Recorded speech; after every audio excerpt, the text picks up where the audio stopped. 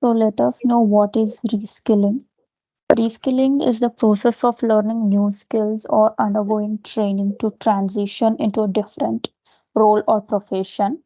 It involves acquiring fresh competencies from different employees, current skill set, often due to changes in job and demands. Okay, reskilling helps employees stay employable and adaptable in dynamic work environments.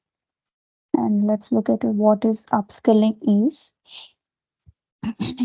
Upskilling refers to the process of acquiring new knowledge, skills, or competencies to enhance employees' abilities and stay relevant in their ever changing job markets. So, it involves continuous learning and training to adapt to technological advancements, industry trends, and job requirements, ultimately improving career prospects and employability. We'll see upskilling versus reskilling. Upskilling mainly focuses on continuing education in enhancing performance and knowledge in a current profession or specific field, whereas reskilling adds new skills so a person can move into a different job within the company or another organization. Let's look what is difference between upskilling and reskilling. The difference between upskilling and reskilling is that upskilling is the process of learning new skills to improve your current job performance, while reskilling is the process of learning new skills to change careers. Okay, just we look at an example for upskilling. An IT professional taking courses to learn the latest programming languages and tools to enhance their software development capabilities, whereas in reskilling, a manufacturing worker retaining to become a data analyst as their industry increasingly adopts automation and artificial intelligence. Okay, let's look what is objectives of reskilling. Okay. Gaining new skills to open up opportunities for career growth and progression within the same field, improving employees' productivity and output through the acquisition of specialized skills, encouraging employees to stay within the organization by investing in their professional development.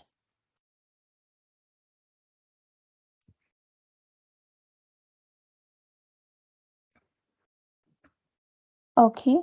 And now let's look at what is the benefits of upskilling.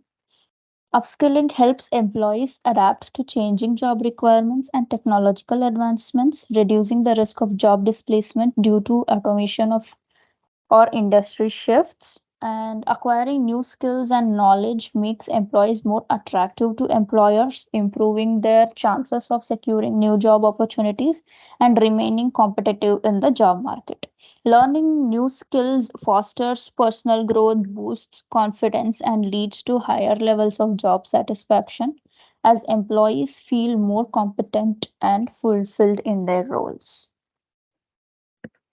Benefits of reskilling is reskilling fosters personal growth, boosts confidence, and empowers employees to take on new challenges, leading to increased job satisfaction and motivation. And reskilling prepares employees for the changing market as well as and ensuring they remain relevant and adaptable to emerging technologies and industry trends. Why upskill and reskilling is becoming more important is the employer employee relationship has changed greatly over recent years, with employee expecting more from their organizations than before.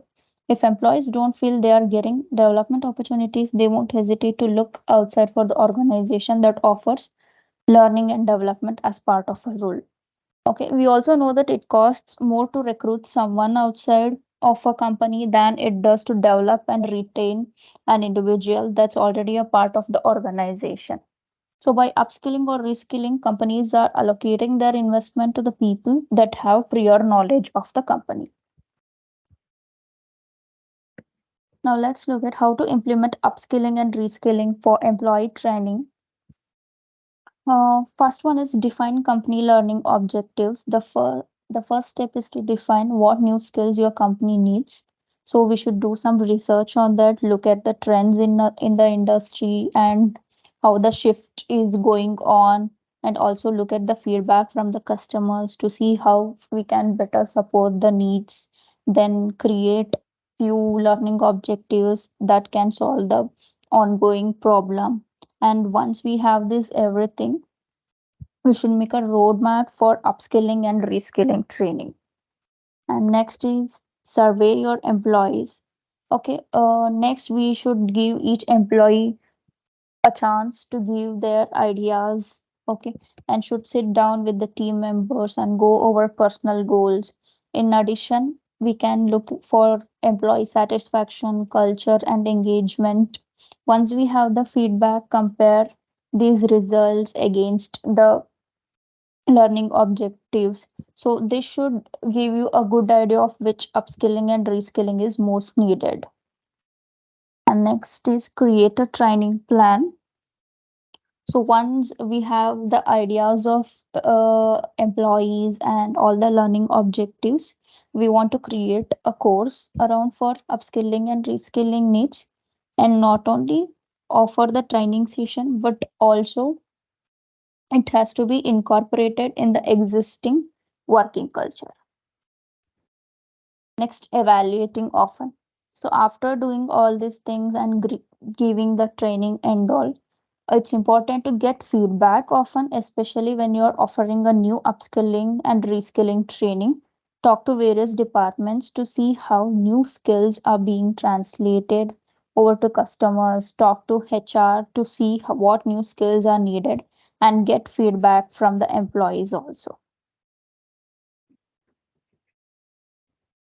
So, in conclusion, the distinction between upskilling and reskilling is crucial for employees and for organization also. So while upskilling enhances existing skills, reskilling involves a complete shift to new abilities. Both approaches are essential for thriving in today's rapidly evolving job market. So by recognizing the unique benefits and incorporating them strategically, employees can stay competitive and organization can cultivate a versatile and adaptable workforce to meet the challenges of the future. Thank you, guys.